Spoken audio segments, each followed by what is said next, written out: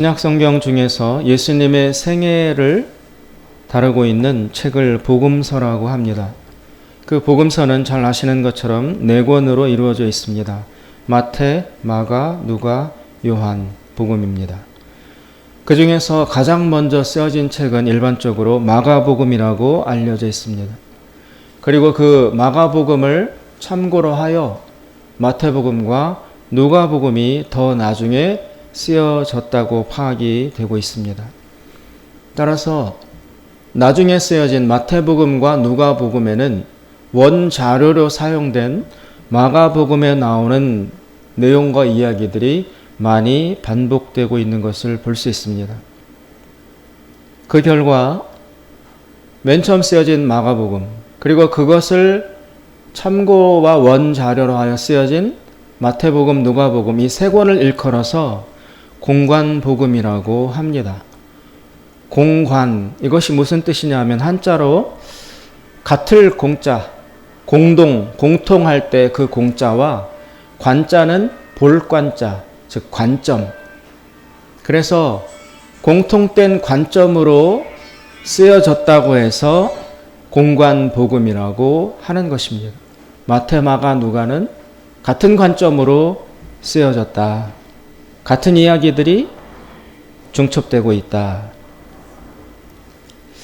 그런데 그 사복음서 중에서 마지막 책이라고 할 수 있는 요한복음은 앞에 나오는 이 3 복음서 마태, 마가, 누가라는 공관복음과는 관점이 매우 다릅니다.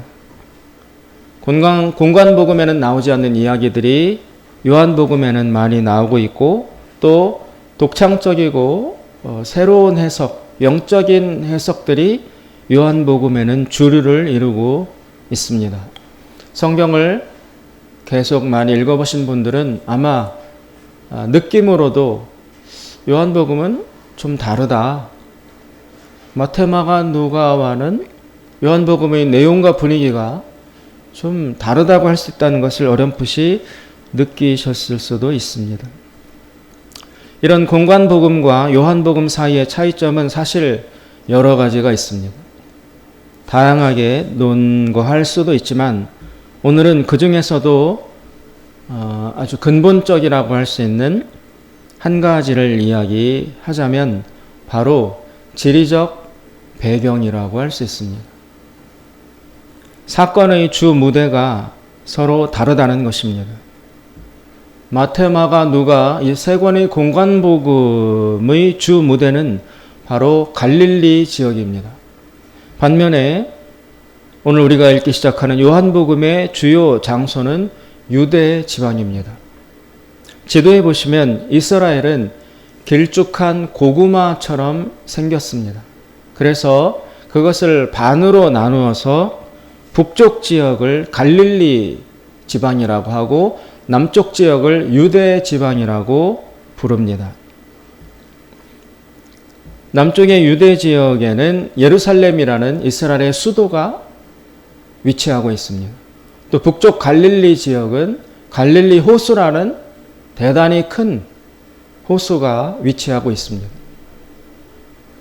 이렇게 남북으로 나눌 때 갈릴리와 유대 두 지역으로 나눌 수 있는데 예수님께서는 사실 북쪽의 갈릴리 지역 출신입니다.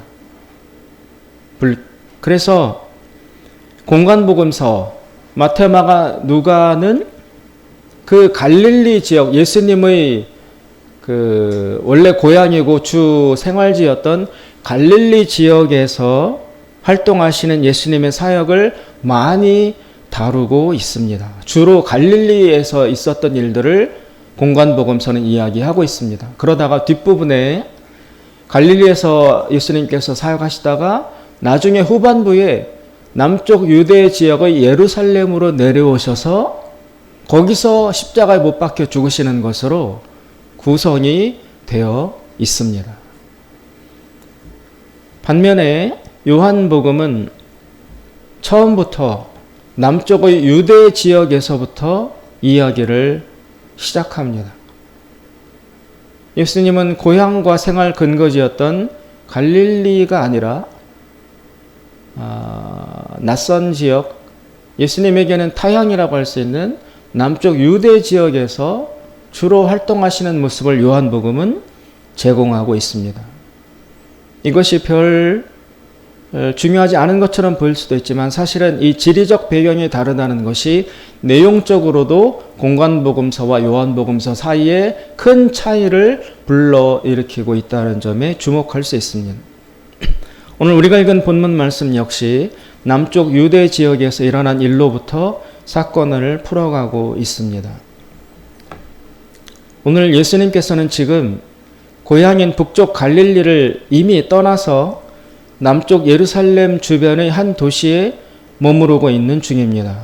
1장 28절을 보시면 거기에 이렇게 나옵니다. 이 일은 요한의 세례 주던 곳 요단강 건너편 베다니에서 된 일이니라. 이 요단강이 남쪽 유대 지역에 있는 강이에요. 요단강 많이 들어보셨죠? 요단강 건넜다. 요단강 건너서 만나리. 요단강은 그 동쪽에서 이스라엘 지역으로 들어가기 위해서, 특별히 예루살렘으로 가기 위해서 반드시 건너야만 하는 중요한 강이라고 할 수 있습니다.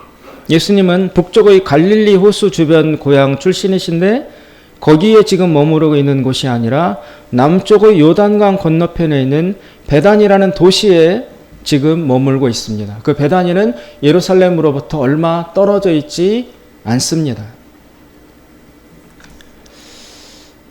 그러면 예수님은 지금 왜 갈릴리를 떠나서 이 남쪽의 베단이라는 도시에 와 있는 것일까요? 예수님은 지금 세례 요한이라는 사람의 제자가 되기 위해서 여기에 찾아와 머무르고 있는 중입니다. 세례 요한. 예수님과 더불어 복음서의 초기에 많은 비중을 차지하며 등장하는 인물이 세례 요한입니다. 예수님께서 이렇게 공생의 사역을 시작하던 당시에 이스라엘 안에서는 메시아, 즉 구원자에 대한 기대와 기다림이 최고조에 도달되어 있었습니다.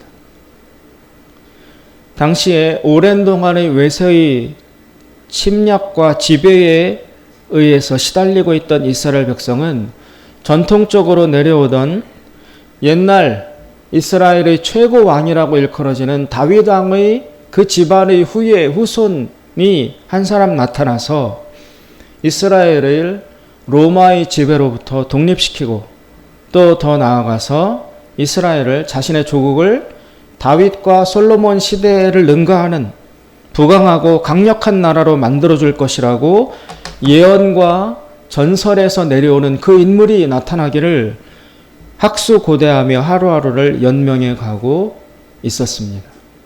백성들의 삶이 극한의 고통에 시달리고 있었습니다. 그러면 그럴수록 새로운 지도자, 구원자에 대한 목마른 기다림도 한껏 팽배해 가고 있었던 때라는 것입니다. 그래서 이미 내가 메시아다, 내가 그 선지자들의 예언과 또 여러 전설 속에 나타나리라고 예고되었던 바로 그 구원자가 나다라고 선언하며 이미 나타난 인물들이 여러 명이 있었습니다. 그런데 번번이 그 사람은 진짜 메시아가 아니라는 사실이 판명되어서 백성들이 실망하기도 하고 또 낙심하기도 했지만, 그러나 여전히 그 메시아 구원자에 대한 갈망과 기다림을 꺾을 수는 없었습니다. 마치 우리나라가 일제시대에 지배를 받을 때 강력한 지도자, 이런 사람이 나타나서 민족을 해방시키고 새 나라로 만들어줄 것을 기대하고 기다렸던 것처럼 이스라엘 백성들도 그런 소망으로 충만해 있었다는 것입니다. 각 나라마다 내려오는 그런 구원자에 대한 기다림의 전설들이 많이 있습니다. 특별히 우리나라는 조선시대에 정감록이라는 책으로부터 유발된 정도령이라는 구원자에 대한 기다림이 민속신앙 중에 많이 유포되어 있었습니다. 이스라엘 안에서도 그런 식의 구원자에 대한 갈망이 꾸준히 내려오고 있던 중이었던 것입니다. 그런 백성들이 그 민족 해방과 번영의 소망을 이루어줄 사람이 바로 메시아입니다. 메시아라는 말은 히브리어인데 원래 이 뜻은 기름 부음을 받은 사람이라는 뜻이에요. 기름 부음을 받았다. 그럼 기름 부음을 받았다는 것은 무슨 의미가 있냐면 전통적으로 이스라엘 고대 시대부터 왕으로 내지는 또 뭐 선지자로 제사장으로 이렇게 임명을 받는 사람은 그 사람을 임명하는 예식 속에서 기름을 머리에서부터 쭉 부어 흘러내리게 하는 고유 예식의 절차가 있었습니다. 왕으로 세움 받으려면 기름 부음을 받는 예식을 반드시 거쳐야 했었습니다. 그래서 그 기름 부음 받은 자를 뜻하는 히브리 말이 바로 메시아입니다. 메시아, 기름 부음 받은 자. 그런데 그 후대로 내려오면서 기름 부음 받은 자 그러면 단순히 왕이다 제사장이다라는 뜻으로부터 좀 더 확장되어서 이스라엘의 진정한 왕, 진정으로 이스라엘을 구원해줄 그 왕이라는 독특한 고유적인 의미를 부여해서 메시아, 그러면 일반 왕이나 제사장이 아니라 이스라엘을 구원해줄 구원자라는 의미가 추가적으로 부여되고 고정된 것입니다. 이 메시아란 말을 당시의 공용어였던 헬라어, 즉 그리스어로 번역을 하면 그것이 바로 그리스도예요. 그리스도.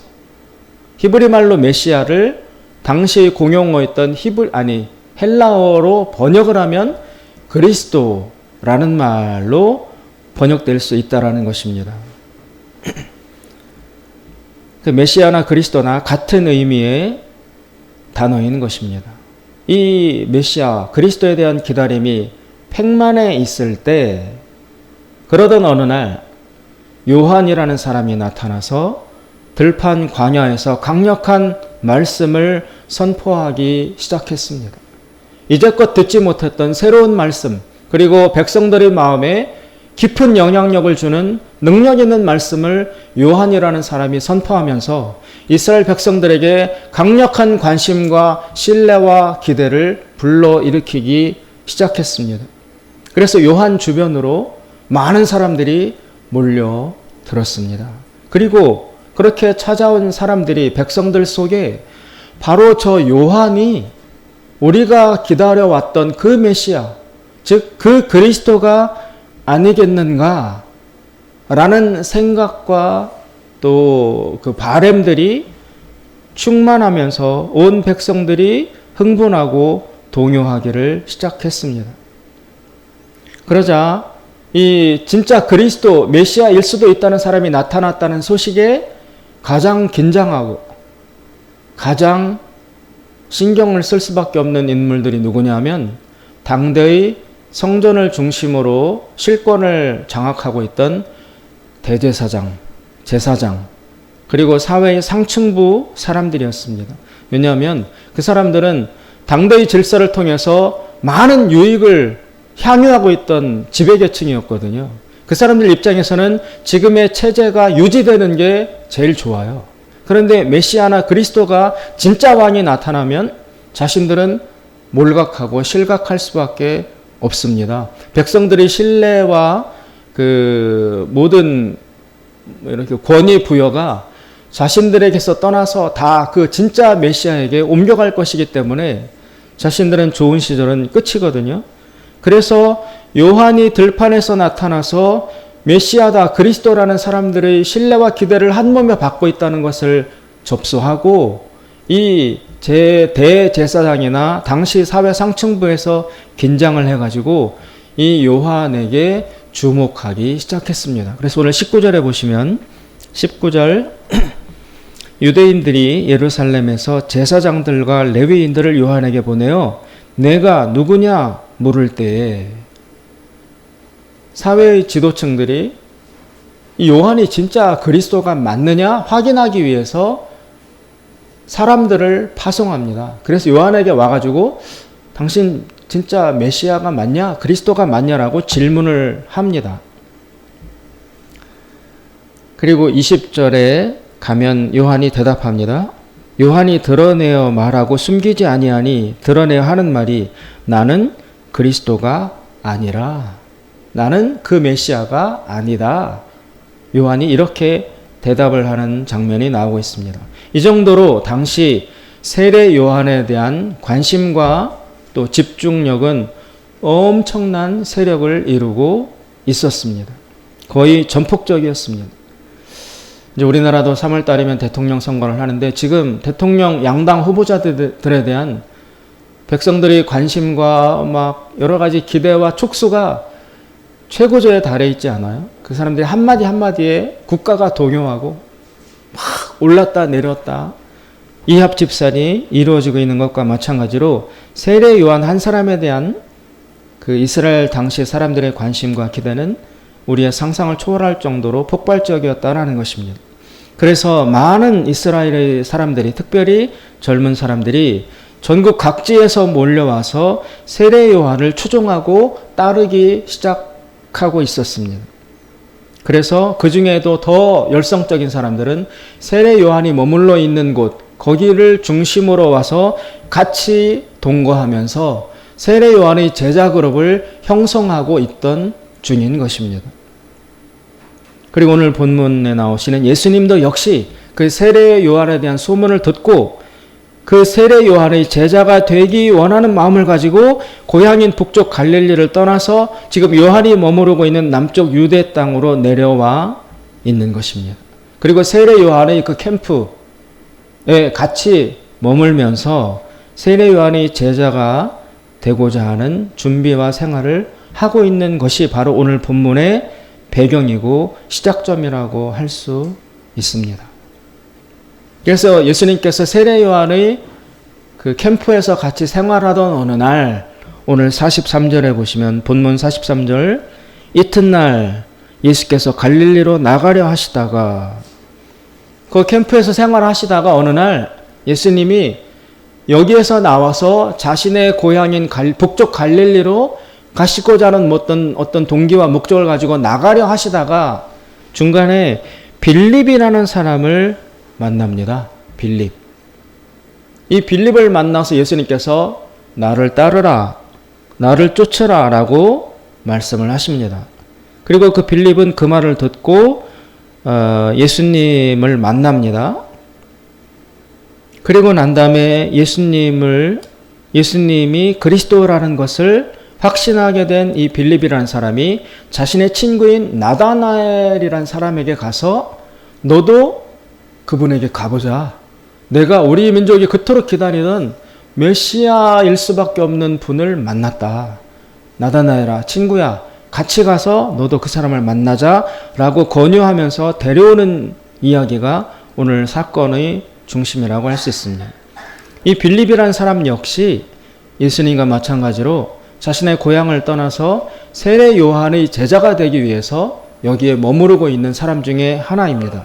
그런데 44절에 보시면 이런 이야기가 나옵니다. 빌립은 안드레와 베드로와 한 동네 벳세다 사람이라. 여기 보면 안드레라는 사람이 나오고 베드로라는 사람이 나옵니다. 또 빌립이라는 사람도 나오고 위에 올라가서 40절에 보면 시몬 베드로의 형제 안드레라 이런 말이 나오고 있습니다. 여기 나오는 베드로와 안드레는 형제예요. 베드로, 안드레, 또 빌립, 나다나엘 이 모든 사람들이 다 사실은 북쪽 갈릴리 사람들이에요. 갈릴리 사람들. 그 갈릴리 호수를 중심으로 옆 동네 사람들이에요. 이런 걸로 보면 갈릴리 지역에서 한 일정 정도의 규모의 무리가 세례 요한의 제자가 되기 위해서 여기 와서 같이 머무르고 있다는 사실을 알 수 있습니다. 예수님도 역시 그 갈릴리 무리 중에 하나로 속해서 여기에 와 있는 것입니다. 그러다가 특별히 오늘 예수님은 빌립과의 만남을 가지신 것입니다. 그래서 이 빌립이 자기 친구 나다나엘에게 가서 우리가 그 메시아를 만났다. 성경에 예언되고 우리 민족이 그토록 고대하던 바로 그 그리스도일 법한 사람을 만났으니 같이 가보자 라고 흥분해서 자기 친구에게 이야기를 합니다. 그런데 뜻밖에도 나다나엘이라는 친구가 완전 찬물을 끼얹는 대답을 하지요. 46절에 보시면 빌립의 말을 들은 나다나엘이 가로되 대답을 하되 야 도대체 나사렛이라는 동네에서 무슨 선한 것이 날 수 있느냐 라고 완전히 냉소적이고 부정적인 말로 빌립의 흥분을 가라앉히고 찬물을 끼얹습니다. 나사렛에서 무슨 선한 것이 나올 수 있느냐? 왜 나사렛 이야기가 나오냐면 예수님께서 바로 갈릴리 지역의 나사렛이라는 동네 출신이거든요. 나사렛이라는 마을에서 예수님이 생활하셨기 때문에 예수님 앞에 나사렛 예수라는 명칭이 붙는 것입니다. 그런데 당시의 나사렛은 지금도 마찬가지지만 거의 지도에도 잘 안 나올 정도로 궁벽하고 아주 작고 작은 시골이었습니다. 갈릴리 지역 안에서도 굉장히 소외되고 인정받지 못하는 정말 이름 없는 그런 작은 마을에 불과했었기 때문에 나다나엘이 볼 때 야, 그 나사렛 그 작은 촌동네에서 나오면 뭐가 나온다는 거냐? 어? 갈릴리 주변에도 큰 그 지역들이 있었습니다. 세포리스라든지 그 당시의 로마나 그리스 문명과 문화가 들어와서 좀 거대 도시를 이루고 있던 곳들이 갈릴리 주변에도 있었어요. 그런데 그 도시들에 비해서 나사렛은 점 찍는 것에도 끼지 못하는 아주 작고 초라한 주목할 것이 없는 그런 동네이기 때문에 나다나엘이 들었을 때 합리적이지 못한 것입니다. 말이 안 되는 것입니다. 야, 그까지 나사렛, 그 진짜 보잘것없는 동네에서 어떻게 메시아가 그리스도가 나올 수 있다는 거냐? 친구 빌립에게 야, 빌립아 정신 차려라. 말이 되냐? 무슨 나사렛이야. 좀 얘기하려면 좀 다른 거창한 도시를 이야기해야지. 나사렛 뻔한데 몇 가구 안 되고 다 누가 누군지 뻔히 아는데 거기에서 메시아가 나왔다니 너 좀 어떻게 된 거 아니냐? 라는 식으로 나다나엘이 멸시의 말을 한 것입니다. 이 나다나엘의 말로 미루어 볼 때 나사렛이라는 지역에서는 결코 아무것도 선한 시작이 아무 가능성이 시작될 수 없다라는 편견으로 충만해 있었다는 것을 알 수 있습니다. 그리고 당시 백성들의 기대 속에서도 나사렛뿐만이 아니라 갈릴리 지역에 대해서는 소망을 두고 있지 않았어요. 남쪽 유대 지역이 정통 다윗의 고향인 베들레헴이 있는 곳이고, 그리고 예루살렘 수도가 이스라엘의 정치적, 경제적 모든 중심지로 오랫동안 유지되어 왔기 때문에 인물이 난다면 거기에서 나지, 남쪽에서 나지, 북쪽에서 날 리가 없다. 이게 백성들의 고정관념이었습니다. 그래서 갈릴리를 아무도 주목하지 않았습니다. 나다나엘로 대변되는 온 백성들, 이스라엘 사람들의 모든 생각이 바로 나사렛, 특별히 갈릴리, 그곳은 기대할 것이 없다라는 것이 당대의 대부분의 생각이었습니다. 그리고 나사렛을 주목하지 않는 것과 마찬가지로 사람들의 마음속에는 또 하나 무엇이 있었냐 하면 메시아를 많이 기다리기는 하지만 진짜 메시아가 나올 것인가에 대해서도 진짜 신뢰와 기대는 별로 하고 있지 않다는 것을 반증합니다. 기다리기는 하지만 정말 하나님이 우리를 돌아보실까? 뭐가 시작될 수 있을까? 라는 기대가 실질적이지는 않았다는 것도 이 본문 말씀은 드러내고 있습니다. 그래서 예수님이 한마디로 나다나엘의 그 편견의 말에 의해서 바로 제압됐습니다. 나다나엘은 예수님을 만나보기 전에도 야, 볼 것 없어. 나사렛 얘기도 꺼내지 마. 그래서 예수님을 만나보기도 전에 예수님은 평가절하되고 부정이 된 상태입니다. 이것이 당시 백성들의 보편적인 생각이라고 할 수 있습니다. 그러나 여기에서 우리가 주목할 것은 과연 그 백성들의 생각처럼 나사렛은 아무것도 안 돼. 또 하나님이 아무 일도 시작하고 계시지 않으셔. 오랫동안 아무 일도 일어나지 않았어. 라는 이 소극적이고 부정적인 생각이 과연 진정한 그때 당시 사실과 일치하는가? 그것을 물어보아야 된다는 것입니다. 정말 나사렛에서는 아무것도 시작되지 않고 있었는가? 그렇지 않다라는 것입니다. 지금 아까 말씀드린 것처럼 예수님은 고향 갈릴리를 떠나서 남쪽의 세례 요한의 거주지에 머물고 있습니다. 그리고 예수님을 아무도 모릅니다.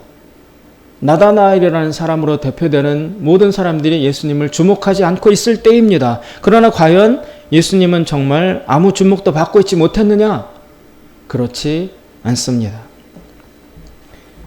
28절에 보시면 1장 28절에 보시면 이런 얘기가 나옵니다. 이튿날 요한이 예수께서 자기에게 나아오심을 보고 가로되 보라 세상죄를 지고 가는 하나님의 어린 양이로다. 지금 표면적으로는 요한과 예수님은 비교할 수가 없어요. 요한은 전국적 지명도가 있는 당대 최고의 인물이었어요. 그리고 예수님은 그 요한의 일원이 되기 위해서 와 있는 무명의 한 사람이었습니다. 그런데 예수님께서 세례 요한에게 세례를 받으러 나오는 것을 보고 당대 최고의 인물인 요한의 입에서 나오는 말은 완전 뜻밖이었습니다. 뭐라고 예수님을 지칭하느냐? 요한이 보라 세상 죄를 지고 가는 하나님의 어린 양이로다. 이것은 요한이 바로 저 사람이 바로 메시아다라고 선언하는 것과 같은 의미입니다. 하나님의 어린 양, 세상 죄를 지고 가는 하나님의 어린 양이라는 뜻은 성경과 하나님의 계시를 통달하고 있는 세례 요한의 입장에서 볼 때 저 사람이 바로 하나님이 준비하신 하나님의 그리스도다라는 선언과 동일한 뜻입니다. 아무도 예수님을 주목하고 있지 않을 때 세례 요한은 예수님을 알아보았습니다. 어떻게 알아봤느냐? 좀 더 내려가시면 이 32절에 31절과 32절에 31절 보시면 나도 그를 알지 못하였으나 내가 와서 물로 세례를 주는 것은 그를 이스라엘에게 나타내려 함이라 하니라.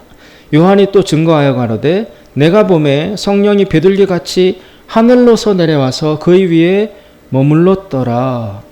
또 33절에 나도 그를 알지 못하였으나 나를 보내어 물로 세례를 주라 하신 그이가 나에게 말씀하시되 성령이 내려서 누구 위에든지 머무는 것을 보거든 그가 곧 성령으로 세례를 주는 이인 줄 알라 하셨기에 34절 내가 보고 그가 하나님의 아들이심을 증거하였노라 하니라.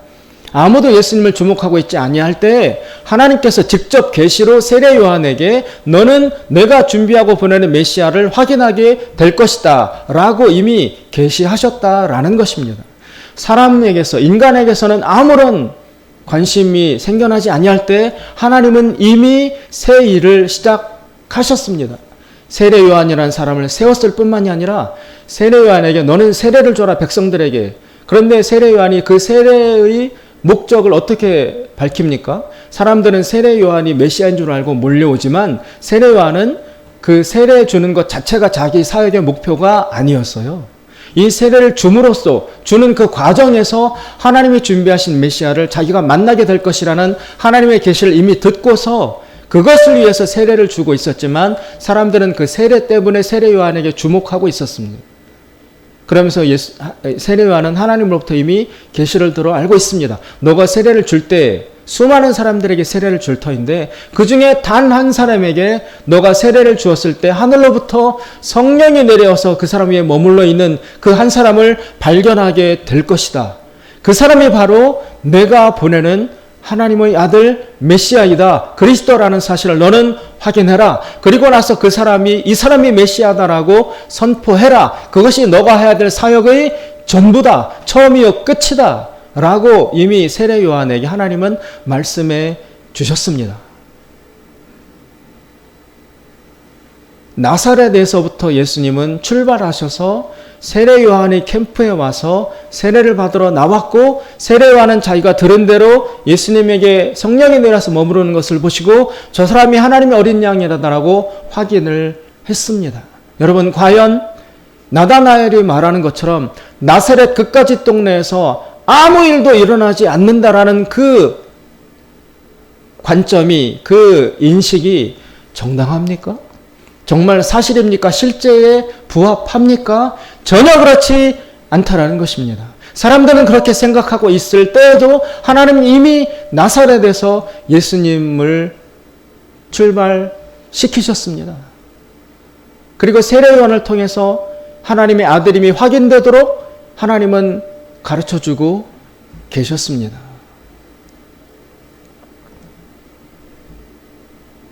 그래서 이 두 사실을 종합해 볼 때 나다나엘이 모르고 있는 그 일, 나다나엘로 상징되는 당시의 모든 대중과 백성들의 인식, 그것은 사실 아무것도 아니라는 것입니다. 하나님만이 이 땅의 주인이시고 역사의 주인이십니다.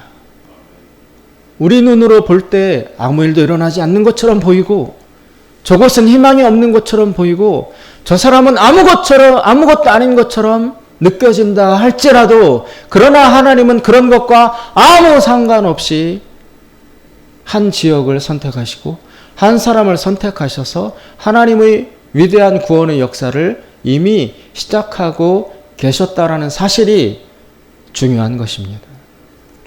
1장 5절에 보시면 이런 말이 나옵니다.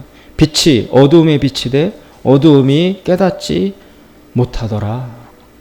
하나님의 일하심, 하나님의 역사가 아무리 시작되고 일어나고 있다 할지라도 어두움에 속해 있는 일반 사람들은 그 빛을 전혀 감지하지 못한다는 것입니다. 그것이 우리 인간의 실상입니다.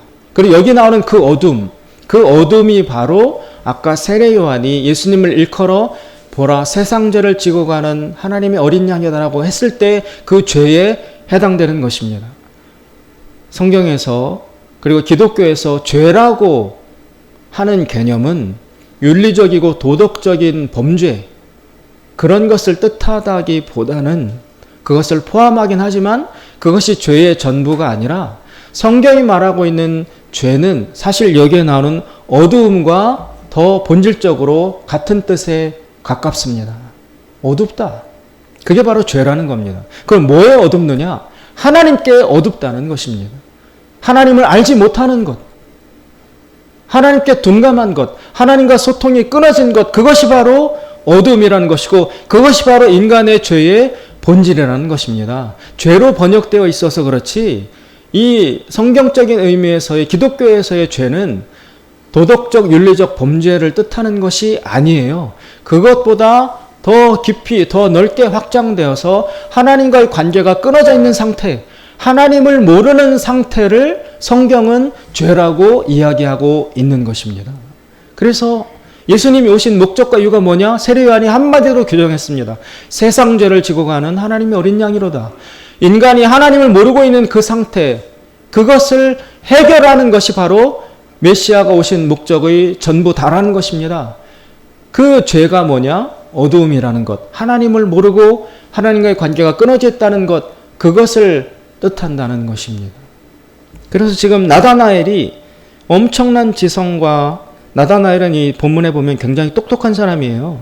예수님이 심지어 어느 정도로 칭찬하냐 하면 47절에 예수께서 나다나엘이 자기에게 오는 것을 보시고 그를 가리켜 가라사대 보라 이는 참 이스라엘 사람이다. 그 속에 간사한 것이 없도다. 엄청난 나다나엘에 대한 칭찬을 하나님이 하고 계십니다. 나다나엘은 굉장한 수준의 사람이었을 것으로 보입니다. 그러나 이런 사람이라 할지라도 하나님의 빛의 사역, 하나님의 빛의 역사에 대해서는 완전 무지하다는 것입니다. 나사렛에서 무슨 선한 것이 날 수 있어라고 반문하는 것처럼 나다나엘은 엄청난 지성과 능력을 갖고 있다 할지라도 하나님의 일하심에 대해서는 100% 철저히 완전 무지하다는 것이 증명이 되었습니다. 그리고 예수님은 바로 이 무지를, 이 영적인 어두움을 해결하고자 오신 하나님의 아들이라는 것입니다. 이 모든 것을 종합해 볼 때 나사렛에서 과연 선한 것이 나고 있지 않습니까? 그렇지 않습니다. 이미 나사렛에서는 생명의 샘물결이 시작되고 있습니다. 하나님은 벌써 이만큼 일하셨습니다. 세례요한을 보내시고 세례요한에게 해야 될 사명을 부여하시고 예수님으로 하여금 세례요한의 캠프로 오게 하시고 세례요한이 예수님을 확인하게 하시고 벌써 구원의 새 역사는 나사렛에서부터 이미 충만하게 시작이 되어 있다는 것입니다. 사랑하는 여러분, 2022년 새해가 시작이 되었습니다. 그러나 우리의 일상은 작년과 동일합니다. 무엇 우리가 느낄 수 있을 정도로 새롭게 된 것이 하나도 없습니다. 그날이 그날입니다. 그런데 이 보편적인 별것 아닌 새로울 것이 없다라는 우리의 고정관념을 계속 갖고 있어야 하겠는가? 그렇지 않다라는 것입니다. 나사렛에서 뭐 선한 게 나겠어? 2022년이라고 뭐가 새롭겠어? 뭐 특별한 게 있겠어? 봉천교회, 그 상주 뭐가 있겠어? 상주 그 작은 도시에 무슨 생명의 역사가 있겠어? 봉천교회 북장리 뻔하지. 그것이 우리의 생각인데 하나님은 그렇지 않을 수도 있다라는 것입니다. 나사렛에서 하나님은 샘물결을 시작하셨습니다. 마찬가지로 똑같아 보이는 보잘것없는 우리 한 사람 한 사람을, 우리 봉천교회를, 이 상주 지역을 사용하셔서 하나님은 넉넉하고도 충분하게 새 것을 시작하실 수 있습니다. 그것을 주목하고 믿고 바라보아야 합니다. 내가 이 나이에 새로운 걸 하겠어? 그렇지 않죠. 나사렛에서 새 것이 날 수 있다는 사실을 믿음으로 붙잡아야 합니다. 2022년 한 해 하나님께서 우리를 통해서 어떤 일을 하실지 우리는 아무도 모릅니다. 무시당하고 잊혀졌던 나사렛 땅에서도 샘물결을 일으키시는 하나님이라면 이 땅에서도 우리 교회를 통해서도 우리같이 평범한 사람을 통해서도 하나님은 충분히 새 일을 이루실 수 있지 않겠습니까? 여기에 소망과 믿음을 거시고 새 마음을 가지고 하나님께 기도하며 2022년을 새 출발하시는 우리 모두가 될 수 있길 주님의 이름으로 축원드립니다. 기도하겠습니다. 자비로우신 하나님 아버지, 주여, 우리는 나사렛에 속해 있습니다. 우리 교회는 나사렛과 같이 보잘것없고 작습니다. 주님, 나 역시, 우리 가정 역시 나사렛처럼 주목받지 못하고 있는 평범하고 이름 없는 그런 사람들입니다. 그런 하나님, 나사렛에서 기필코 선한 것을 이루어 내셨사오니 오늘 우리들을 통해서도 하나님의 새 것을 시작하시고 이루어 내실 줄로 믿습니다. 하나님, 2022년 저희 나사렛과 같은 작고 부족한 자들을 통해서 큰 영광, 큰 역사를 이루어 주시옵소서. 예수님의 이름으로 기도드리옵나이다. 아멘. 다 같이